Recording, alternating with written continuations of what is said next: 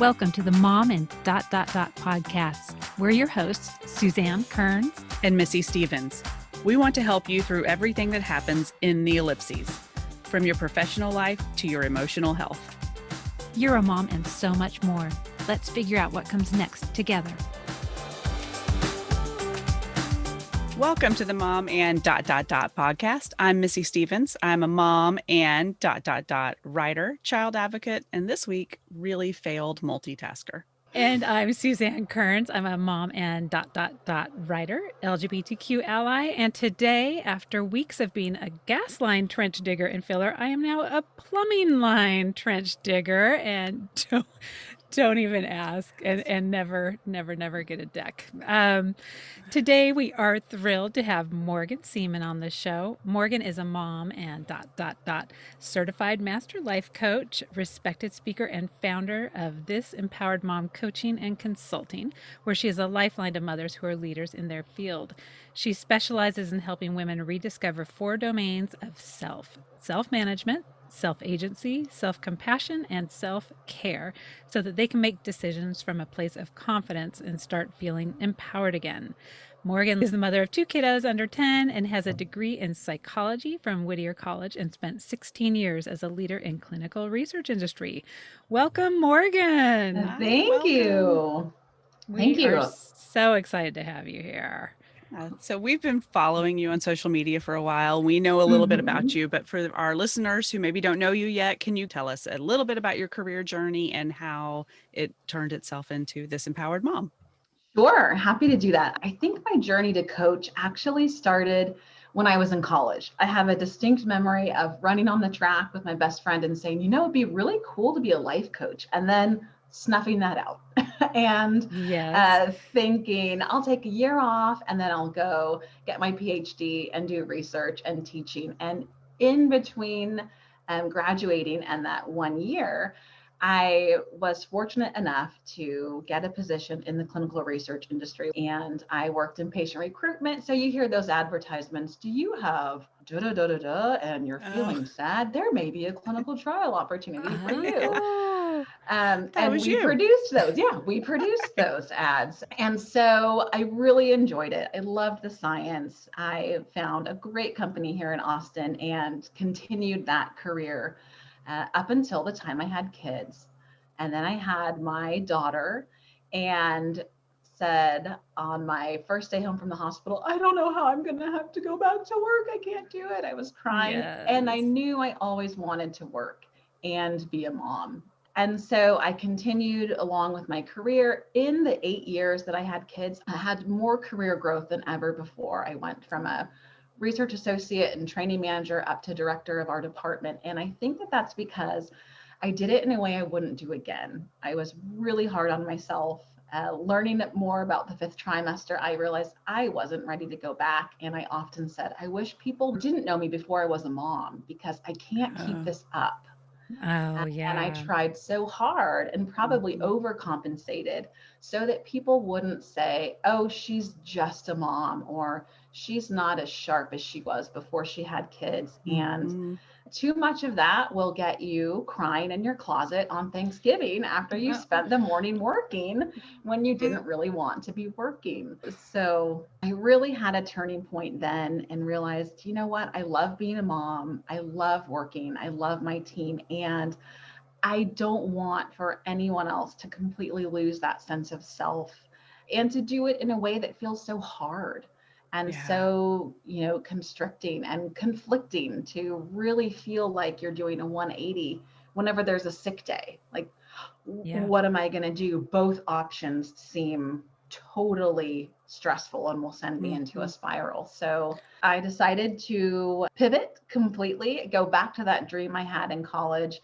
And I started This Empowered Mom after working with a coach and working with counselors and really taking care of my own mental health and well-being so that I can give back to the other women, because I truly believe that when moms and women are in leadership in the workforce, we can and we will and we are changing the world. Yeah. Yes.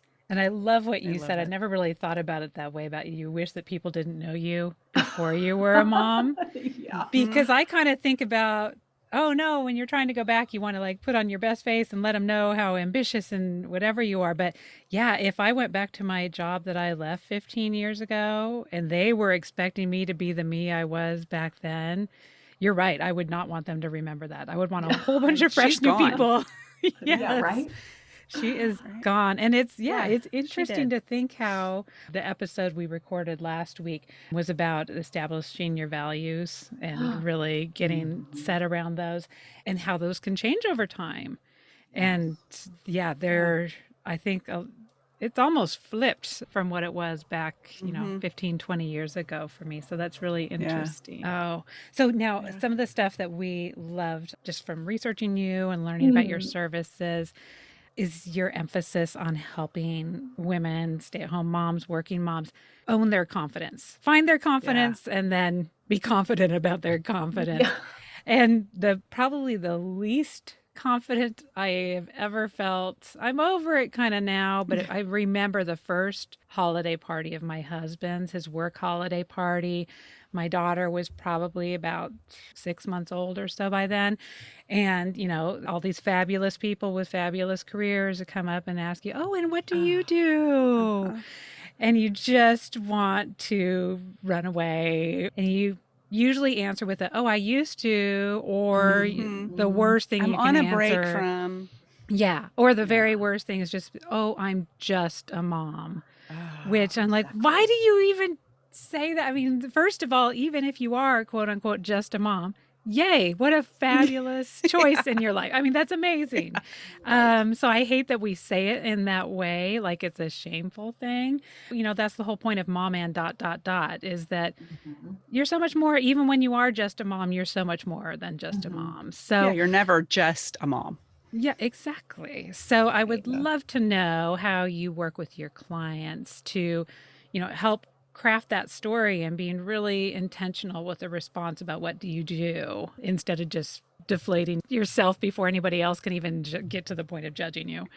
Right, right, right. Well, the first thing is you hit it right there. Completely avoid the word just because we are more than just anything. When I call someone to say hi and I say, I just called to say hi, then I would hang up the phone. And I don't. I don't. I Hi. actually called to say a lot more than that. Oh my God, So, I love that so Me too. much. I so just, yeah. okay, Bye. sorry, that was I'm good. just emailing to remind you. No, we always Mm-mm. want to do more than that. So eliminating the just and owning who we are. Yeah. We work on coming up with one really grandiose idea, because we're more than what's on our CV or what isn't on our CV. And I like to look at that question as an opportunity for a conversation if that's what you want. Sometimes you do just want to shut her down or you want to walk away and like, I don't want to talk to this person. But Right. if you truly want to engage, what are you doing? In addition to being a mom, are you project managing 5 different schedules? Are you running an estate? Are you keeping 5 humans alive? And kind of thinking really, really big picture to what is it that you are doing day in and day out. Mine, I haven't been to a party in a long time, is that I'm a lifeline. So, what does that mean? That immediately invites another question so that I can have a discussion with whoever that is about what does that mean versus Mhm. I'm a coach. Oh, okay. Right. Bye. I don't want to be coached. Get out of my Right. brain. Or people so Um, confused about what the idea of a coach right, is. And they're like, right. well, I'm not even going there.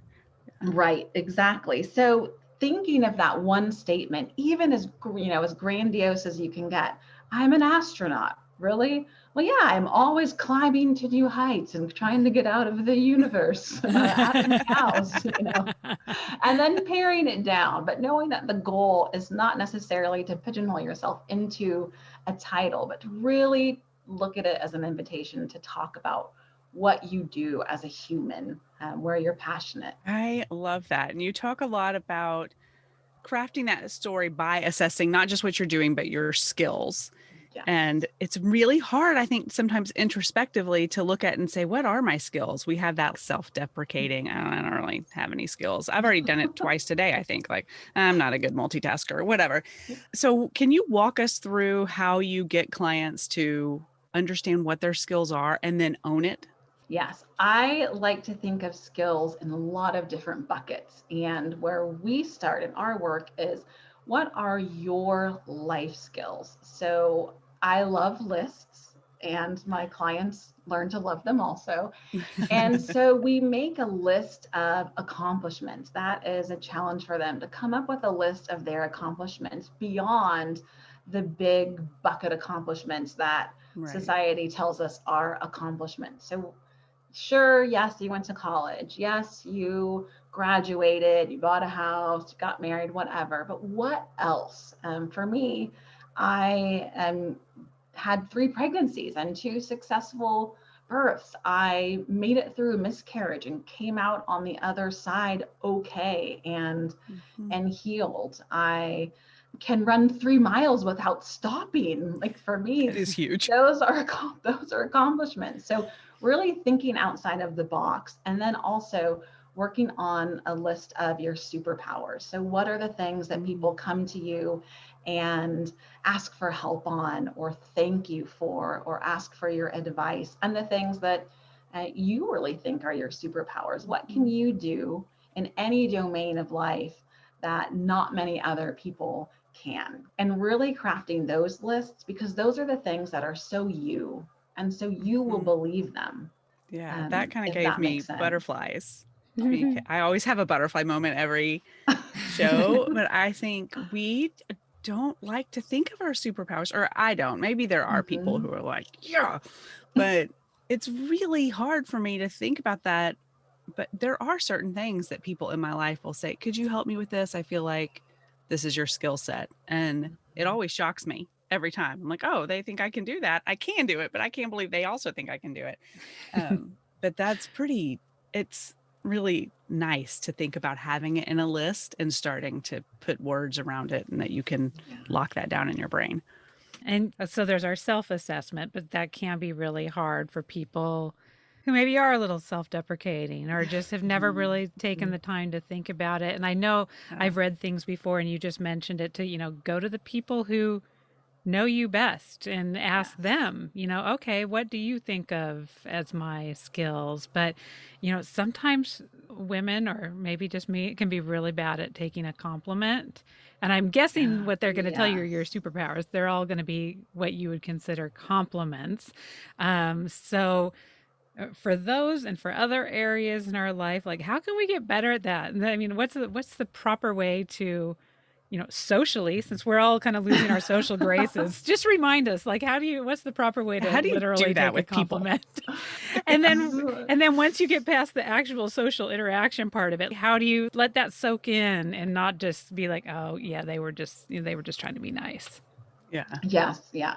So with compliments, I like to start with what we typically do, and then work to what the ideal way to accept a compliment. So in my experience and my own receiving compliments, realized I didn't actually accept them. I received them. And there are 4 kind of go-to methods that we have. The denial, oh no, that was nothing. Or the overshare, where someone says, oh, I love that shirt, and then they know that you got it at Target 4 years ago and it was on sale and you can help them find it on Poshmark. Maybe they have it. Or the insult, where you insult yourself, like, oh, well, it's just because I haven't been to the gym in forever. I must have just had a powerful moment. Or the forced return, where we feel like we can't accept it without giving a compliment back. And those are all deflections. We completely turn that compliment, instead of taking it, accepting it, we turn it off. We get the attention away from us so that we can get out of that really uncomfortable spotlight. And if we practice simply saying thank you and letting a couple seconds go by, then we give ourselves space to actually think about what somebody just shared with us what a gift they gave us. And we in turn give them the gift of accepting that compliment. So they are not wondering like, well, gosh, does she think I didn't mean this? I meant it. I wouldn't have said it. So it goes both ways, that gift of truly accepting a compliment. I was expecting like this big old script that we were going to have to memorize, but no, it's just thank No. you. Just that's just, it's You that can easy. work on thank you. And of course, if in that moment you do want to share where you got the shirt, then go ahead and continue that conversation after you have allowed yourself to really think about that compliment and accept it. And then do the share, because we do love to share. Right. Yes, Right. I mean, that's yeah. how conversation works, I think. Right, right. None of us have done it in a while, but I think we've heard a lot just culturally in the last few years. We hear a lot, no is a complete sentence, Yes. but thank you is also a complete sentence. Mm-hmm. So I really love that we can say thank you and take a beat. Yeah. Take a We're beat. going to practice on each other, Missy. Yeah, this is not my skill set. I like your shirt. Thank you. Doesn't it feel natural? I really, really want to tell you about this shirt and how the cuffs are itchy right now, but I won't. Oh yeah, we'll keep practicing. Yeah, we'll keep practicing. It's hard not to launch into I'm a big deflector.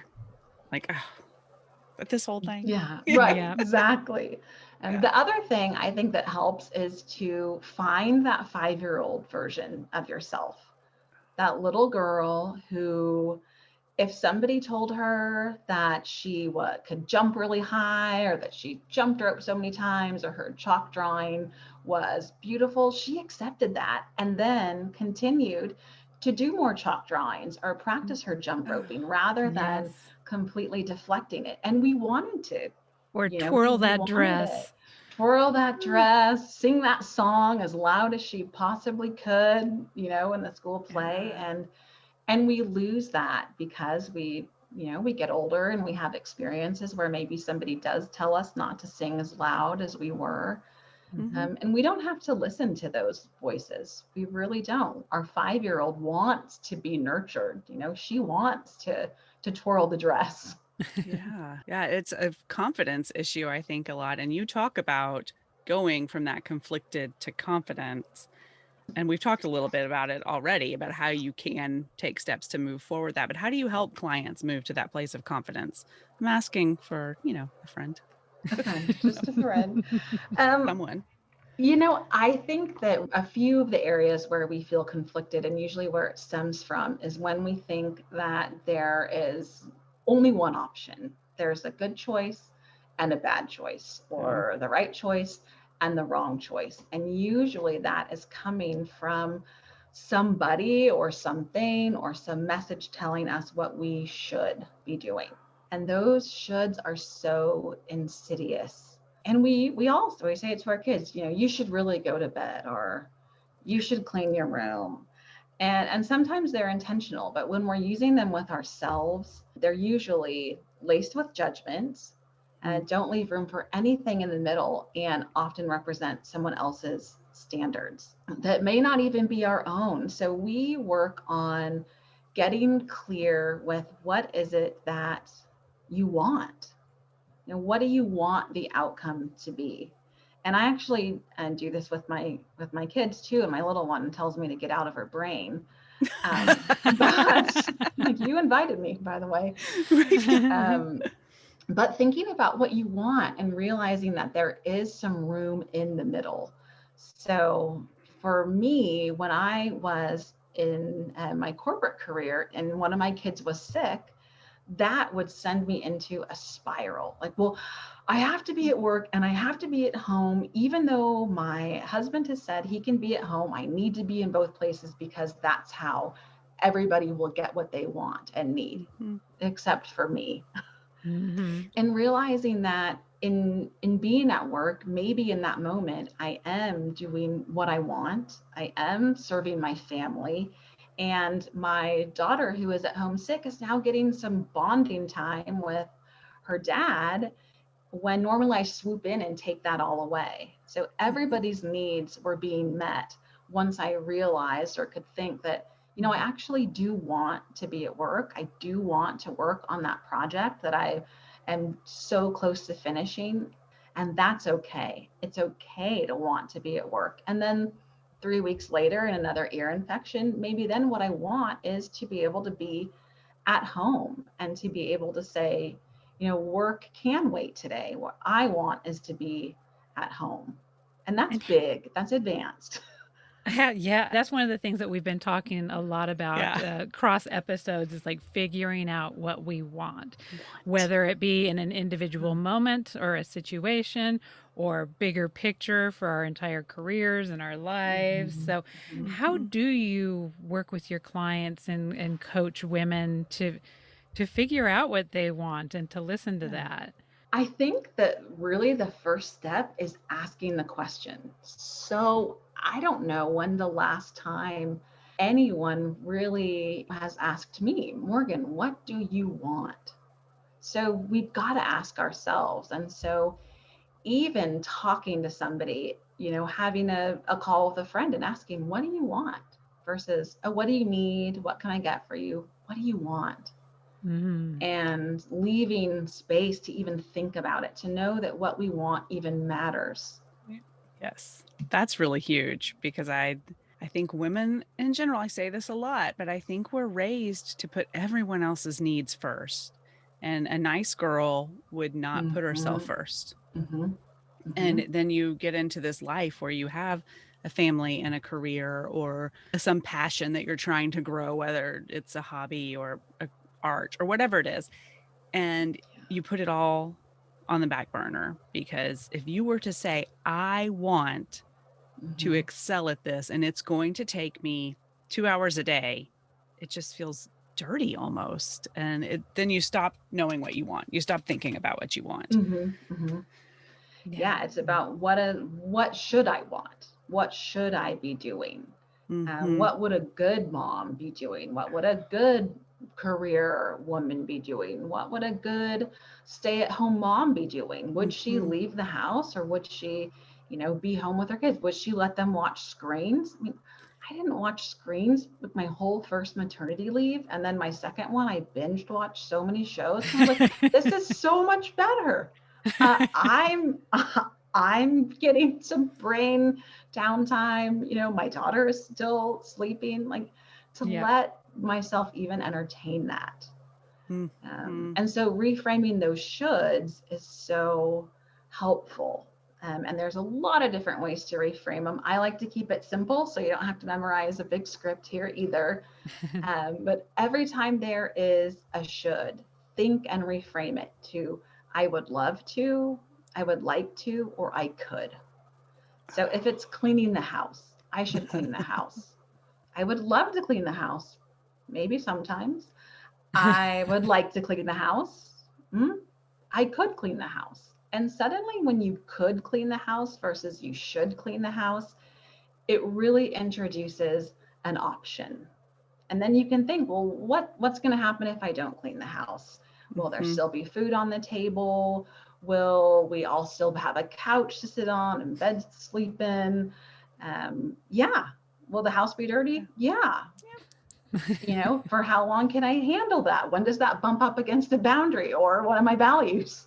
Yeah. And I love that. And sometimes what we realize and what my clients realize and what I realize is some of our shoulds are actually things we want to do, like wrapping presents. I will get wrapped around the axle at Christmas time or birthdays about wrapping presents. And I realized, gosh, I actually like to do that. So when I think about it as something I like to do instead of something that someone's telling me I've got to do, it's much more empowering and more fun. Yeah. That is interesting because, yeah, sometimes just because it has the word should in front of it, it makes something that you actually enjoy doing seem like a task instead of something like, Mm-hmm. Yeah, no, this is fun. I actually don't mind this. right. Yeah. I know. I just had this revelation about like organizing the piles and piles and years of pictures.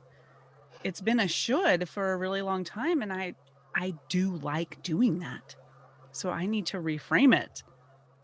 Like, Yes. just You had a get to. You get I to do get You it. to. get to. Yeah, I could do that and I could enjoy it. Mm-hmm. I love that. And so, okay, I'm digging this idea of the what do you want and digging down on that deeper. Like when Mhm. you're working, I know people got to go to you as a coach if they want to get the real nitty gritty. But Oh, yeah. as an Yeah. example, if you're sitting down for a session, would it be like, okay, you have a choice between is it A and B, and you kind of feel between those two Yeah, options? doctor. You know, it's either stay at home mom or you go to work. Like, okay, you know, is it a gut feeling of how each of those things feel, or are you guys working on pros and cons lists? Like, if someone's working this at home and really trying to get a little bit more focus from Mhm. all the stuff that's spinning around in their heads, you know, some shoulds and some also want tos, and trying to just Mhm. filter Mhm. through Mhm. all those. Mhm. And what are some helpful exercises that people can do? Like I said earlier, I love lists. I tend to stay away from pros and cons, and I do pros and pros because it helps Ah, to eliminate again that dualistic thinking that one is good and one is Mm. bad. And Mhm. so if somebody is thinking about re-entering the workforce and there's a lot of emotion, a lot of thoughts and feelings that go into that decision.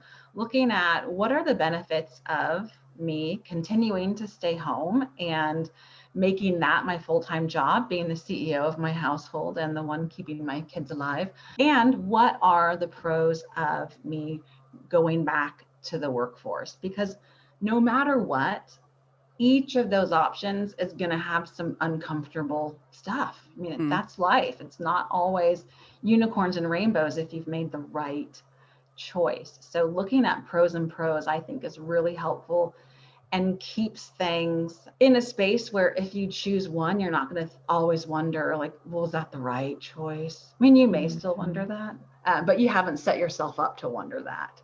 Yeah. They're both viable options. Yeah. And so pros and pros lists. I just think it's really huge to realize that you said they're both viable options. And I think that's something that we talk ourselves out of. Like one of these is viable and one of these is crazy town. So I've got to figure out which that is. And that's not necessarily the case. We like for life to be black and white like that, but life is not, it's not like that. It doesn't work in this binary thing all the time. And so, Right. yeah, they could both work. So I what's good know. about And what do you want to make work right now? I'm such a Mm-hmm. right Mm-hmm. decision kind of person. I mean, you saw how long it Yes. took me. I just trying to pick a color for a fire table on our new deck.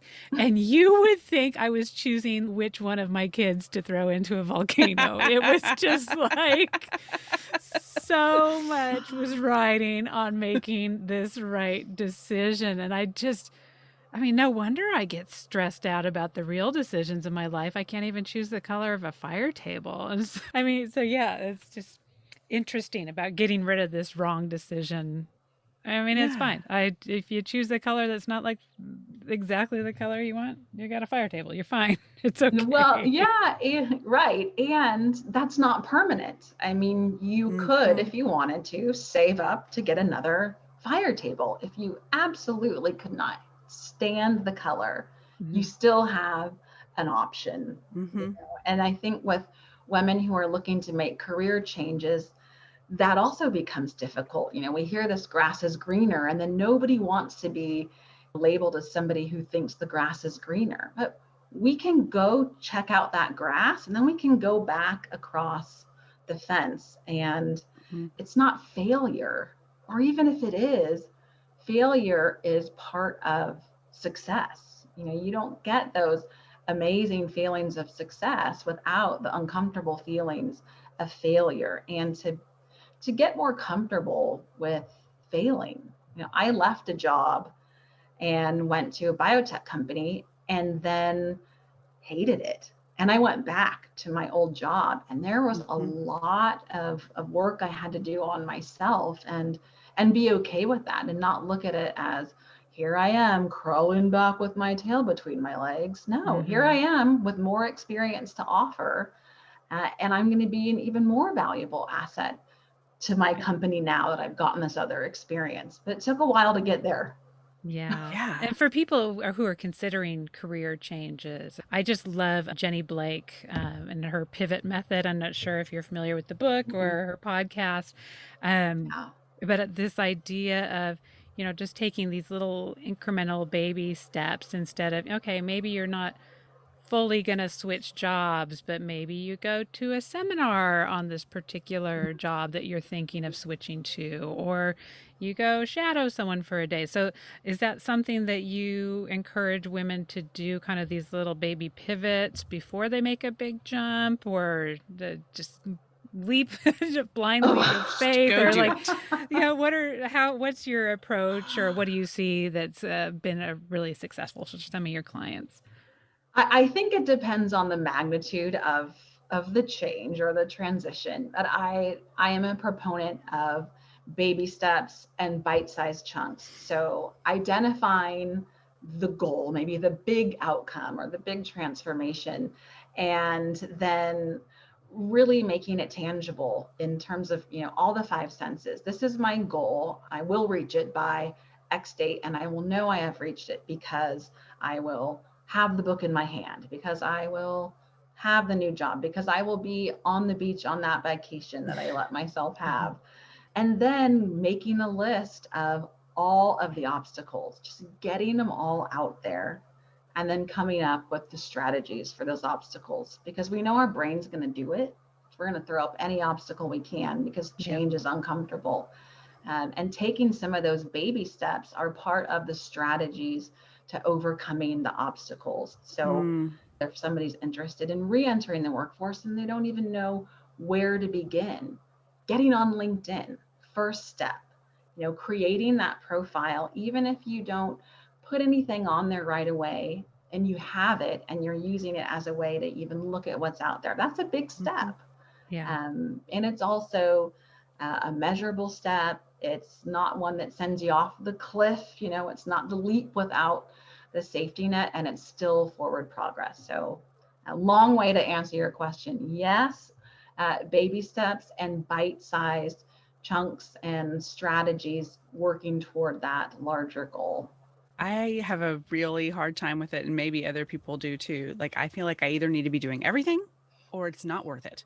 And so I really love retraining our brains and our souls to understand if you're Mm-hmm, doing mm-hmm. something, you're moving forward, and it doesn't all have to happen this week. Like, this week's goal is to get a job. Right, Like, it doesn't right, have to be like right. that.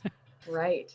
In that white space, that time where we don't have everything perfectly planned out is also really important in achieving an outcome that we want, because that is where some of our best ideas come from. It's not necessarily Yeah. when I have on my calendar, I don't put come up with life-changing idea and then it happens. That would be That would be a nice. little I know, wouldn't overwhelming. that be nice? That's how I work with my clients. It's amazing. Um, but to have that white space to allow yourself to think and create Hmm. and to reflect, that is also forward progress. Yeah, I love that. I know. I'm going to like the Anne Lamott bird by bird. I use that. Uh-huh. Oh, I I love use it. that with my son all Such a the good time book. whenever something seems like really big, a big project. For people who have not read Anne Lamott's Bird by Bird, the story is essentially like, I think it was her brother when they were little had put off this project, this big school project about all the birds in the Northwest or whatever, until the night before. And Yeah. he's panicking because, like, oh my God, there's no way I'm going to get this project done. And the dad's response was, well, I guess you just take it bird by bird. Like, it's just one at a time. I mean, start Get with the started. blue jay and then, you'll get to the next one. And so I use that with my kids a lot when something seems really overwhelming. And I use it for myself too, where it's just like, okay, yeah, this never-ending yard project we have going on. Mhm. My bird last week was the gas line trench, and now it's the plumbing issues. But it's Yeah. okay because the gas line bird, it's all done. I know it's Mhm. Yeah. possible. Mhm. We'll just take one issue at a time. And so Yeah. yeah, it applies to so many areas of your life. But career, for some reason, just always seems so big. So seems so big. And Yeah. I want to talk a little bit about people in our lives who don't understand the bird by bird concept, don't understand the tiny steps, the incremental goals. And so there's a lot of pressure from outside to finish the thing or get the job or whatever it is, is there a way you help clients or that you could help us answer that and say, this is what I'm doing and why? Does that make sense? I feel like I'm talking in circles. No, it does. It's a great question, and one I haven't thought of it in that way. And again, it comes from that need where we feel like we have to explain ourselves, where, Mm-hmm. thank you isn't an acceptable response to a compliment. There's this need and pressure from outside to constantly be explaining ourselves. Mhm. And I mean, through role playing, through thinking, what's the worst that can happen? If Oh, this I is like where I this. am, and if this is what I'm doing, is there a reason that I feel I need to justify it right now? Mm-hmm. And if there is, okay. It may not even be the external person. You may be Right. interpreting it as someone doing that, where you're actually doing all the work in your head, That's so true. assuming that they're demanding this of you. I mean, you may just have someone in your life, not you necessarily, but you, as in the Right. listenership, may Right. have someone who is truly demanding and truly Mm-hmm. not accepting of choices and stuff you make. But I, just speaking for myself, most of my people are pretty darn understanding and more understanding of things than I am. And I'm probably making Mm-hmm. some assumptions on their part a lot of the time. But yeah, what's the worst could happen? I think I it's love such it. an interesting exercise. I love Yeah. that you bring that up. And maybe if someone does actually ask you that, I mean, that's something you could throw back at them. Like, what is actually the problem of me doing it this way? What are you worried about me doing it this way for? What's going to happen to Um, you? right. Yeah. Yeah. Yeah. I've made How peace does with this this. impact your What is this to life? you? Yeah. Yeah. Well, and I think leaving that space for questions and try not to assume, which is so challenging. And So Brene hard. Brown says, the story I'm writing in my head. Yes. And we are always writing stories. Our brain loves stories. And even to come out and say, when somebody is questioning you, the story I'm writing in my head is that the way that I am approaching this problem isn't what you were expecting. Can you tell me more? Try Uh, to understand where the questions are coming from before assuming that they're totally, disagreeing right. with your trajectory and your plan. And understanding a little bit more about where those questions are coming from may Mm-hmm. help with the response. Ooh, I think that's great. Because I think a lot of times the questions are coming from a genuine interest in what you're doing Mm-hmm, mm-hmm. and just Mhm. wanting to know where it is and just wanting to have something to talk about, maybe. Like they know a thing about you. So they're like, oh, I know you're looking for a job. What's the status? And instead of Mm-hmm, thinking, oh, mm-hmm. they want to know why I don't have a job yet, maybe just think, oh, the story probably is that's just the question they chose to ask me right now. Yes. I know we Yeah. have to give everybody a little grace as we go back into the world because there probably are going to be some clunky discussions and question and answers that just like, sorry, I forgot how to ask questions and make a conversation. Right? What do you do Peopling is for a hard. job? Right. How Yeah. much money Your do you job. make? Yeah. How do you have all of this stuff in the pandemic? I don't understand. Um, and I think too, if someone has gone through and really thought about what they want, and what they want is driving their process, and their process is to take things a step at a time, a day at a time, Mhm. to practice talking about that. When somebody asks, give them the full answer, whether it's what they wanted or not. Give Right. them, you don't know, we don't know, they asked, so they invited the response, whether they're the Mhm. lady at the grocery store or your boss. It is an opportunity to promote yourself, which I know is so cringy, Mm. but to have some agency, to have that self agency to Yeah. say, yeah, this is my process, this is what I'm doing right now, it's working for me. What questions do you have, or what are your thoughts? I think Oh, that's great. That's a great okay. little script. That is a little script to memorize. Mhm, Yes. We mhm, remember, mhm. That's like I can say this. there's a Yes. few more words than thank you. Yeah. Yeah. I think I can do that. But yeah, we really do have to think about it and role play it and be prepared, especially now that we're all going back into social situations. I talked to more people over Memorial Day weekend than I had talked to in 18 months, probably. And it was hard. It was hard. And many I times I was know. like, oh, Yeah. people, conversation. I mean, My it foot was is going to be in exhausting. my mouth so many times. Those Yes, mine first was. few interactions, just like I just have forgot how to Mhm. make words into sentences. I'm Oh, sorry. yeah. I'm We're gonna. all there. Yes. It's a lived experience. I love that. We're all riding the same storm, maybe not in the same boat, which I think is really important to remember. Hmm. You know, my situation is so much different than, you know, than somebody else's. Yeah. But we're all in the same storm. For the most part, we've been stuck in a house with a lot of people. Yeah. Yes, that is for sure.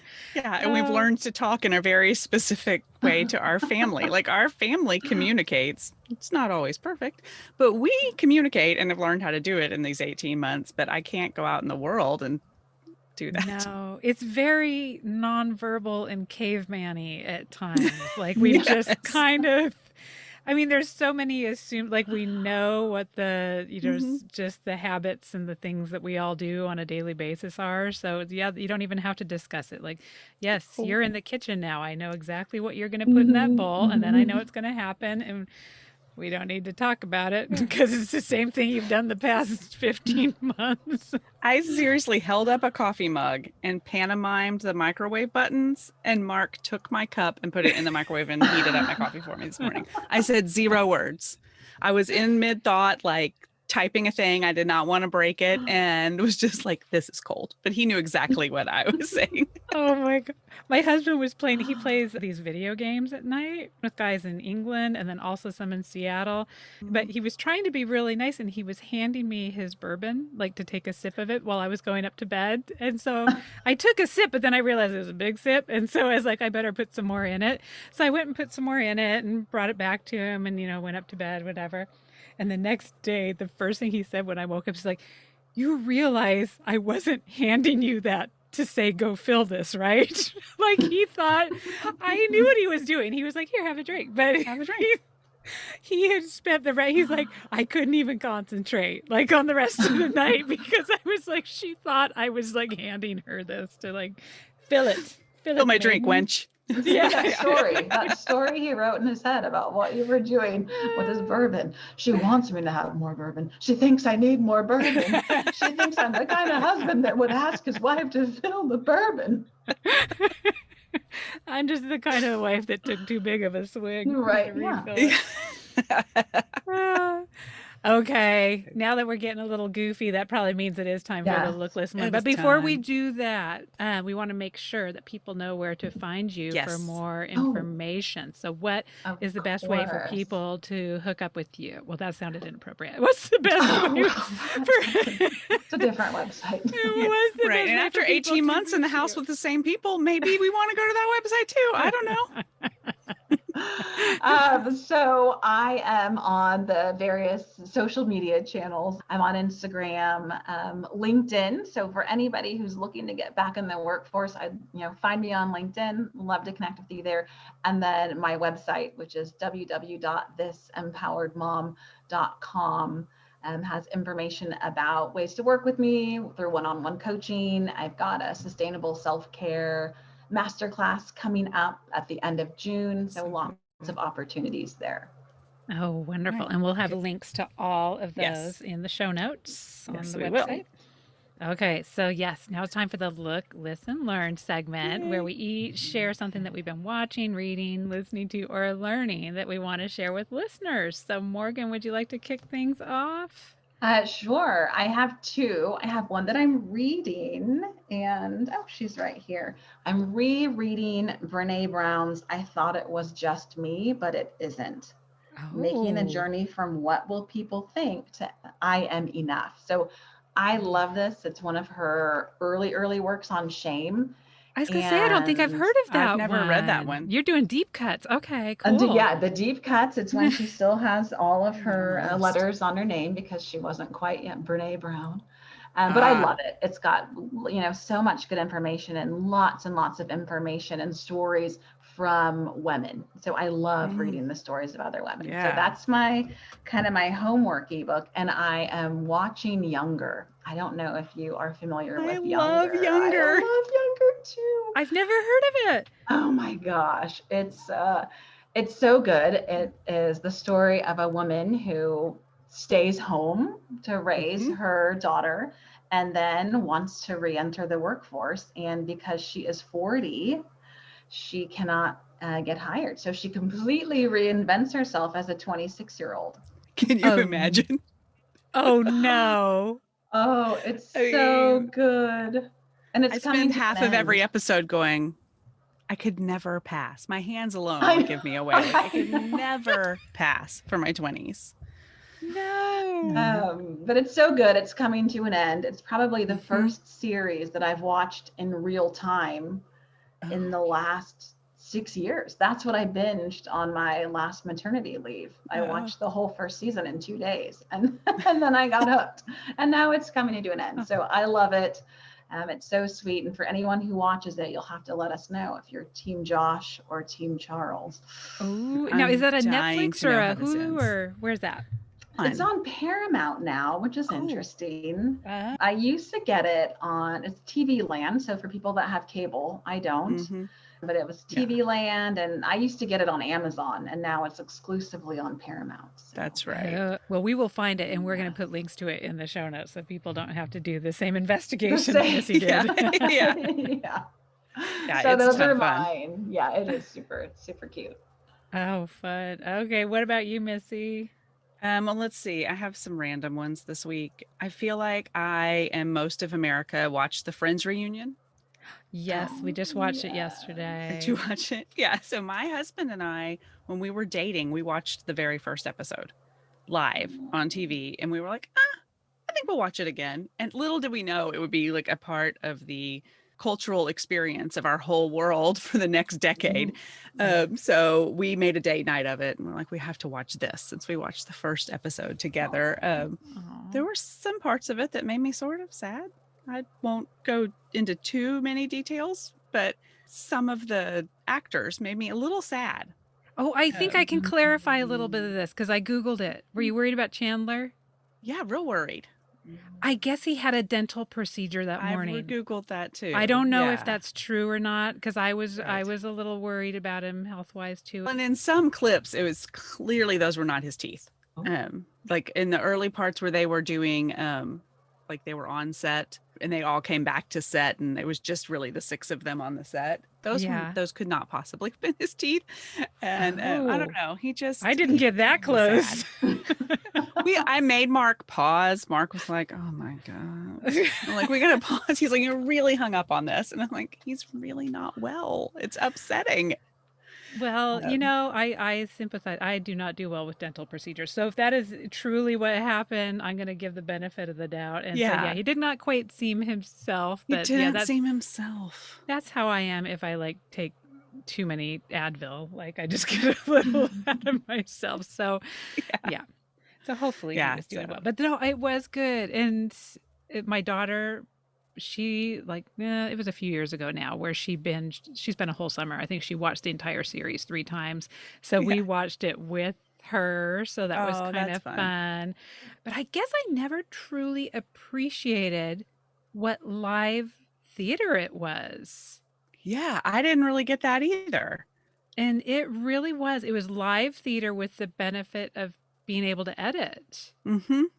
But yeah, I mean, we grew up with live studio audiences as Mhm. far as the Right. TV shows we Yeah. watched. And I That's how guess I they did never it. really thought about what that meant, Mm-hmm. and what that must be like from a production standpoint and from the actors, the energy they must Yeah. get from that or not get from that if it's a crummy Right. audience that night. Mhm. So yeah, that was the most fascinating part to me to really just kind of finally be like, oh, I wasn't the only one. There was a whole room full of people involved in this. And Mm-hmm. Mhm. it was good though.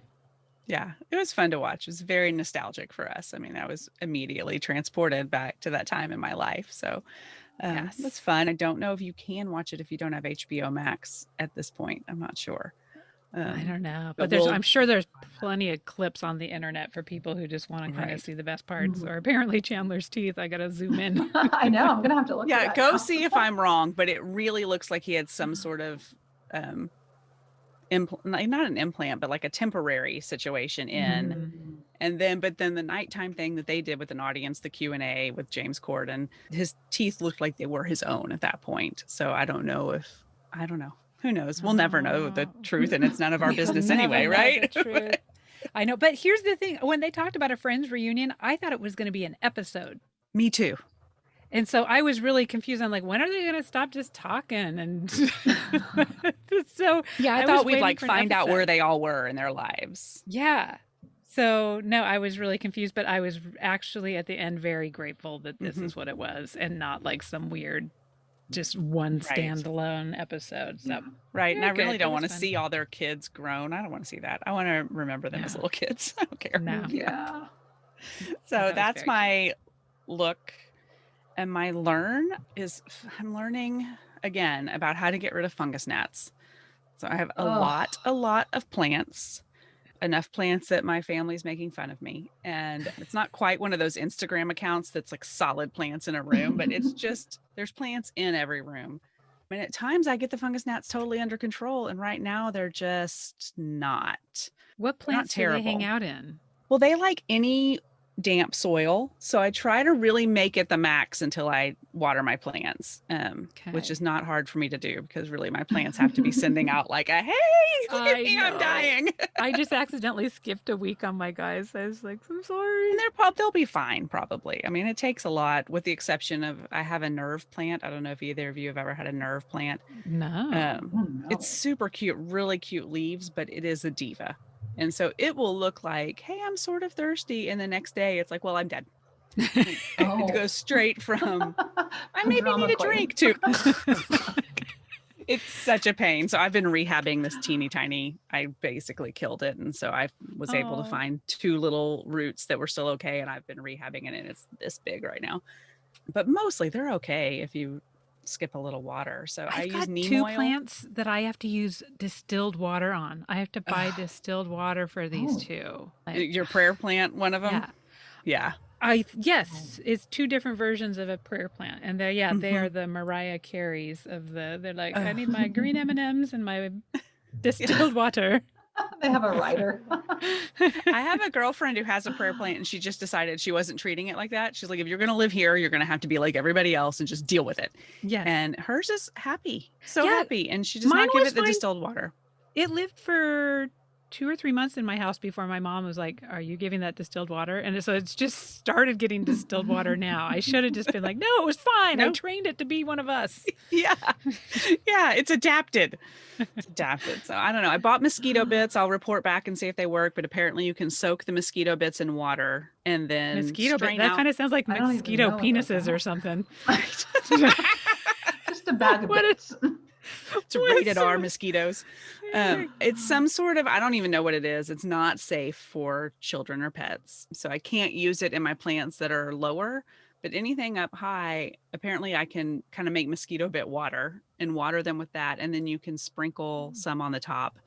I wonder if those are what I thought it was my compost bin that was causing trouble, and it probably was my compost bin that was causing trouble. But we did the apple cider vinegar thing Mhm. where We we have just those. like, Yep. yeah, which is kind of it's so bizarre, like why they would be attracted to that. I drink an apple cider vinegar tea every morning, and it's It's so not bad. something that I just would dive into and risk my life for. No. So I don't know. They And I've got heard to bad taste. put Dawn soap in it too. Yeah, I did that too. Yeah, like a little drop of Dawn soap. And I've done it and they do dive in there. So neem oil works too. I always spray down the dirt with neem oil.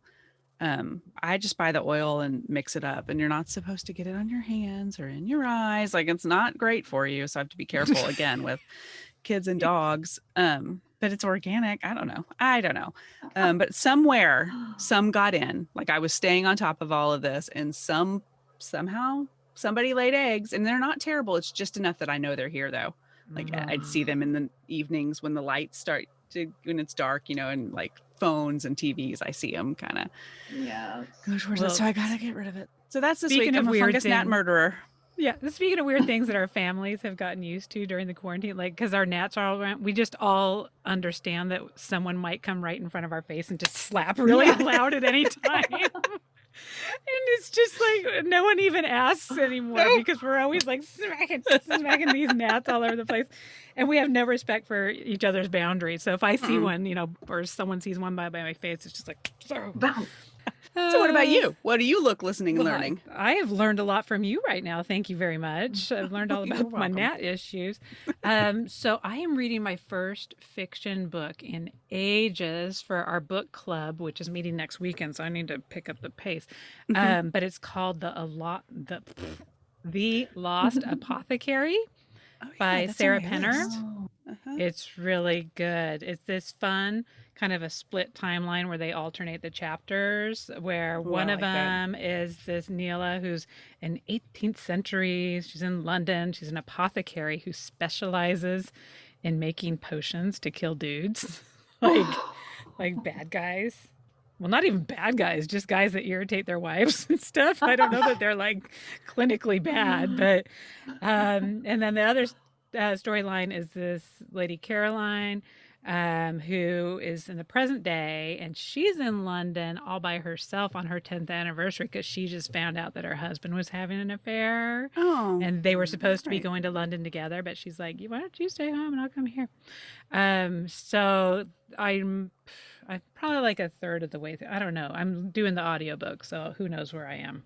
I could be done with the book, or I could be 10% of the way through. That always gets me when I'm like, how much more? I mean, it'll tell you how much more, but I don't pay attention. I And don't all pay of a sudden attention it's to be it like, either. wait, the book ended.